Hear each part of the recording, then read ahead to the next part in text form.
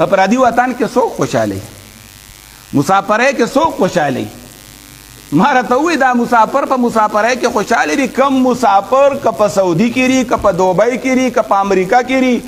که په هر ځای کې چې دي خو چې حلاله مزدوري کوي زه یم زنده آباد خپله حق حلاله مزدوري داسې پکې شته چې کوي خو چې د کپیلانو نه د بوسانو نه غلاګانې کوي زه وایم دا ډېر سپک کار دی غلط کار دی ګازرانو کې غلاګانې کوي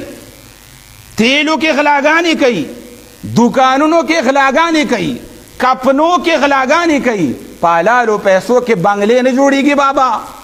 په حلالو د مزدورۍ د بار ملک په پیسو کې پلاټونه جیدادونه دومره ډېر نشي اخیستی خواره واره په حلالو د مزدورو په پیسو کې ته خپل زوی ته کارېږه مه بابا چې ستا کالو شو او موږ لا کنار ځمکه وانغسته او د پلانکي زوی چې ته لرې د هغه اتمه میاشته او دی پلانکي ځای کې په دویم ځای باندې پلاټ واغسته د پلانکي د هغه کور یې واغسته او ظالمه ته ګوره چې څه کوې ته څنګه پیسې ګټې تاسو یو هلکه بابا مه کارېږه بابا مه کارېږه لالې پیسې دومره بې درېغه نه وي دومره بې کچه نه وي که نه تا ته قرآن اشاره درکړې را هغه میان چې کله به مردار او حرام و د خالي پروس نو د اوبو د پاسه به ګرځېده په لاس نیوي شو په څادر را نیوي شو په جال ټوکرۍ کې نیوي شو د وړو نیوي شو ډېر په درنګو یي یو 10 پنډه میان به دې په لږ ساعت کې نیولي خو مردار و که نه د خالي پروس خیال دی هغه پخوانی واقعه چې قرآن ویلې را دا موږ ته د عبرت لپاره وایي ته داسې کیسې نه دي چې څه معنا آرام او مردار مال به ګورې ډېر راځي په اسانه به راځي بابا او چې کله حلاله شي حلاله نو چې د خالي روز بنونه یو و یوم لا یثبتون لا تاتیهم کذلک بیا به هغې میان په جالونو کې رانیولو چې ته به یو راغی یا به رانغې لکه نن سبا چې څنګه یي بیا به هغې کوانډې لګولې مې به چې ته پکې راته نه ډېر په ګرانه باندې به یې څه لږ میان ونیول ولې مطلب ډېر په ګرانه په حلاله روزي به په خوله باندې او په محنت باندې ګټي او دا جواري ده چې ته وایې ستا به موټر سایکل لوخیږي د چا به موټر راخیږي دوره دوره پیسې جمع کوي او دا لاټري ده نن د پلانکي موټر راووتو او دا ټول دغه آپله خلک چې کم دی که نه دې ته د پښتنو دا مزاج معلوم شوی دی چې دوی په لالچ کې ډېر راځي دې ته چې وایي چې جیون ونه جیون اوږه نو دا د لیوه زامن ورپسې بیا سمه سیاسې پړي ورپسې شلی پنجابیان او سندیان په دې کې نه دي دوکه شوي په جیوان کې خو مونږ او تاسو خو یې منډ جوړ کړی ادي خو د چرګې نه په یو ځای ټول یې وباسي بیا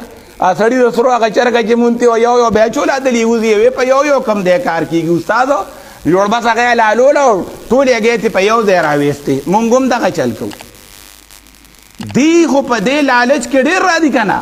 دا دی چې دا کم خاندان کې چم کې به سړی داسې نه وي چې هغه هغې خلکو رسولی نه وي چې ستا کروړونه راوواته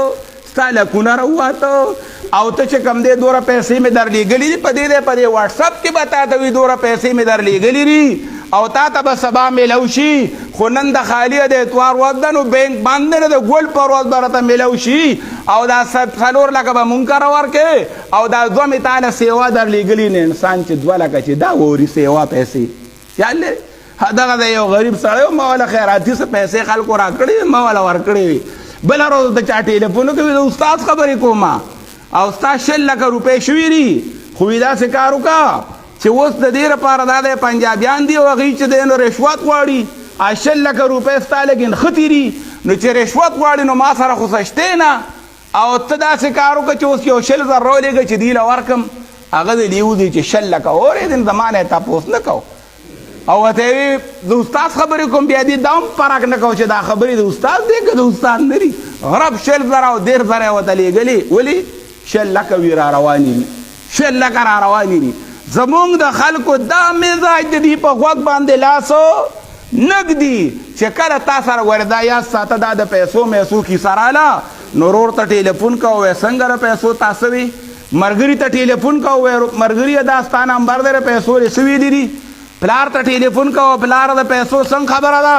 ډېرې بېایمانۍ دا ښځې ساتل ګوره ډېر ګران کار دی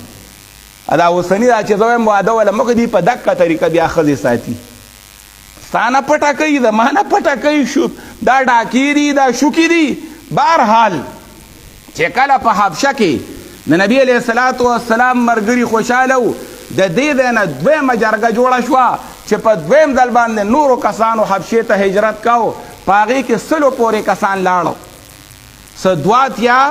لږ بږ سړي پکې دا ځلو او دا 18 یا 16 زنانه وي او دا دویم هجرت وشو حبشې ته او لاړو. کافرو سره په مکه کې غم پیدا شي. دا پیغمبر علیه السلام خو راباندې د هغې غاړې راتاویږي. د ده ملګري خو هلته مرکز په حبشه کې جوړیږي. وی داسې کار وکړئ هلته لابنګ کوو. لابنګ ورته دا خلک وایي. هغې سره باچا صاحب سره چې کوم نجاشي باچا دی هغه له جرګه لیږو او ورته وایو چې دا خلک راوشړه. دا غلط خلک دی. دی شر خورئ ملک خرابوي باچا صاحب. نو د دې ځای نه کسان لاړو او هلته کې چې کوم باچا سره درباریانو که نه هغه مولان غوندې مولان په رشوتو په تحفو په ډالو باندې ډېر ښه راځي. مولانو د دې دا ډالۍ او دا تحفه د هر چا خوښوي خو زمونږ خو بیا بې کچه خوښوي که نه. لوښي خو ټول لوښي دي خو دا کولپی پکې لا په بل وزن لوښی دی په قدرت د خدای. د دې ځای نه ځان سره تحفې وړې هلته کې هغه د نجاشي باچا دربار کې چې به کوم غټ غټ ډینګان او مولان ناستو او سې نجاشي له تحفې وړې او یو سعد ابن ابي وقاص صاحب یو عبدالله ابن ربیعه دا په هغه وخت کې په کفر کې وو او لاړو. چې لاړو نو هغه مولان د باچا د دربار خو د مخکې نه په اعتماد کې واغستو. هغې یې خو رضا کړه چې موږ به باچا ته دغه شانتې ورځو. بیا باچا له رالو نجاشي له هغه له هم تحفې ورکړې ځان سره قیمتي بلا شی چانداره به کړې وه. سرې را جمع کړي وو سپینې را جمع کړي وو ملغلرې را جمع کړي. باچا له ته مولی نه شي وړی چې باچا له به ټیپر وړی باچا له به ګازر وړی او باچا له به چې کوم دی کباړ کې رشتېدلي بوټان والي چې باچا صاحب تاله نه. د هر چا تحفه د هغه د شان او د هغه د مرتبې مناسبي که نه. نو باچا صاحب له ګفټونه وړو له دې ځای نه. دا اصل کې رشوتو خو نوم یې وله ګفټ او تحفه ایښې وه. اوس مولان خو رضا شو. بیا باچا له لاړو او باچا ته تحفې کېښودې او باچا ته یې وی باچا صاحب موږ جرګمار په یو جرګه کې راغلي یو مشران یو. زموږ په علاقه باندې څه غلط خلک پیدا شو. زموږ کورونه یې روانولو زموږ مشران هغه سپکولو زموږ زوړ دین ته غلط دین وی زموږ زړو خدایانو ته غلط خدایان وی زموږ په کورونو کې نه اتفاقي پیدا کړه. موږ ورته نصیحتونه کولو زموږ جامو ته تتې کړي دي زموږ بېعزتۍ یې کړي دي. کوم ځای له چې ځي نو شر او فساد ځان سره خورئ. موږ په دې جرګه باندې راغلي یو چې ستا دې ملک کې ښکلی ملک دی ستا ښکلې باچایي ده د امن ریاست دی. موږ وایو چې دا شرپکي دا فسادیانو ستا په دې ملک کې فساد اونکي دا موږ ته حواله که چې موږ یې واپس خپل وطن ته بوځو. غلط ده او خوبانز ده موږ پوه شه زمونږ کار پوه شه. باچا صاحب خو هغه باچا هم داسې باچا نه و چې بس آو غوږ یې کېښوده او بس لم یبج باچا و. نه هغه وی دا تاسو چې کومې خبرې وکړې ما ټولې واورېدې خو وی داسې کار کومه چې دا کم خلک دلته راغلی دی مال هغه مسلمانانو نو وی هغې څه کسان په کار دي چې د هغې نه هم تپوس وکړمه چې تاسو د هغې خبرې هم واورمه. باچا ورته یې فیصله به کومه خو ته مې واورېدې تاسو مې واورېدې ستاسو تحفې تاسو ما ته کېښودې قبول منظور ده. خو دا خو زما ملک دی کسان راغلي دي پناه یې اخیستې را نو زه ګورم د هغې خبرې اورم. نو مسلمانانو پسې سوال جواب وکړو چې بله ورځ تاسو دربار ته راشئ او حاضر شئ. مسلمانانو باندې یو قسم لا وخت راغی چې یاره دا خو باچا دی او د باچا په دربار کې پیشي ده او دې کسانو ورته ویلي چې باچا صاحب دغه کسانو ستا دین هم نه دی قبول کړی او زموږ دین هم پرېښی دی. ستا دین خو عیسایت دی نو عیسایان هم نه دي چې ګنې هغه ستا دین یې قبول کړی او زموږ هم دشمنان دي. مسلمانانو خپلو کې مشوره وکړه وي داسې کار دی چې که دا وطن پردی دی او دا باچا هر څوک چې دی خو خبره داره چې ریشه به وایو چې کوم حق او سچ خبره ده دروغ به نه وایو. بد د باچا په دربار کې به نیغ ریشه وایو. او د نبی علیه الصلاة والسلام د تره زوی د ابو طالب بابا زوی و جعفر ابن ابي طالب هغه ته یوې خبره به زموږ د غاړې تکې دغه جرګه مار به یوي دا نه هغه جرګه نه کامیابېږي چې پلار یو خبره کوي زوی بله ښځه د دننه نه آواز بله نه که نه یاره اختیار به یو تن سره خبره به یو تن کوي د وړو مور بله خبره کوي دا روغ یې ځکه اوس نه کېږي پلار یې یو ویو زوی یې بله ویو ورور یې بله ویو د وړو مور پکې د هلته نه بله خبره کوي نو جعفر ابن ابي طالب رضی الله تعالی عنه ته وی د خبرې خاوند به ته باچا ته به خبره ته کوې چې ودرېده باچا ته وی یاره ستاسو مشران راغلي دي او هغوی دا شکایت راوړی دی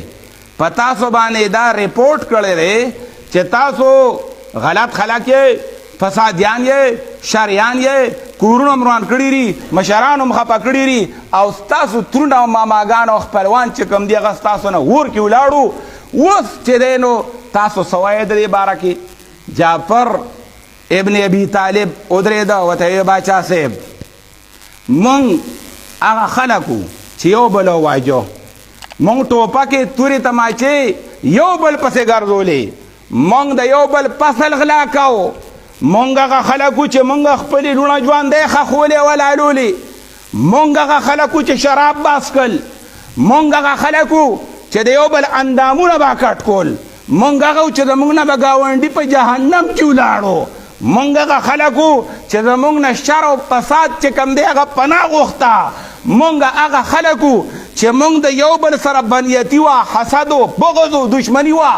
ناسودي وه زمونږ اخلاق او کردار خرابو مونږ هر ګټې ته هرې ونې ته هر بت ته سجده لګوله مونږ کې الله هغه سړی پیدا کو محمد صلی الله علیه وسلم هغه چې مونږ ته کومې خبرې او کوم دین راوړی دی باچا صاحب زمونږ دین کې داري چې ریښه وایه مونږ دروغ نه وایو زه ستا مخکې ولاړم که سر مې په توره وی خو زه به ریښه وایم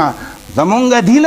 چې هغې پیغمبر مونږ ته کوم ښولی دی هغې کې داري چې دروغ به نه وایې هغې کې داري چې یو بل به نه وژنې هغې کې د امن خبره ده هغې کې د ښو اخلاقو خبره ده د مانځه د څه خبره ده د روجې خبره ده د مشرانو د قدر خبره ده د کشرانو د تربیت او د پالنې خبره ده په هغې دین کې ناسودي حرامه نشته غلا پکې نشته فساد پکې نشته د هغه دین کې دا دي چې عبادت به کوو هغه رب له کوم رب چې دا سر موږ له راکړی کوم رب چې پیدا کړي یو تعالوا الى کلمة سواء بیننا و بینکم مونږ دې کلمې ته رابللي یو داسې دا خبرې کولې او ته یې باچا صاحبو ستا اخلاق او ستا کردار دا مونږ پیژندل لري چې ښه اخلاق والی او دا هغه ورته باچا ورته وی ډېر هوښیار سړی و نجاشي ورته وی داسې کار وکړې چې هغه کوم کتاب راوړی دی تاسو وایئ چې مونږ ته هغه کتاب بیانوي وخت په وخت باندې که نه نو که تاسو تر هغې نه څه یاد دي نو تاسو ووایئ اوس ما او تا تر خپل کتاب څه یاد دي که دا ځای ته لاړو مونږ خبر نه یو نو مونږ تر خپل کتاب یا په تجوید او په قرات او په صحیح انداز په صحیح اواز مونږ داسې بهرحال هغه ورته وی ښه زه راته وایم وی واکشه باچا صاحب صورت یې ورته شروع کړ مریم و هغه ته هوښیار و جعفر رضی الله تعالی چې دا خو نجاشي باچا دی عیسایي دی او عیسی علیه السلام مني او مریم مني نو مریم صورت یې ورته شروع کړ کاف ها یا عین صاد او بیا داسې راغی واذکر فی الکتاب مریم اذ انتبذت من اهلها مكانا شرقيا فاتخذت من دونهم حجابا فارسلنا اليها روحنا فتمثل لها بشرا سويا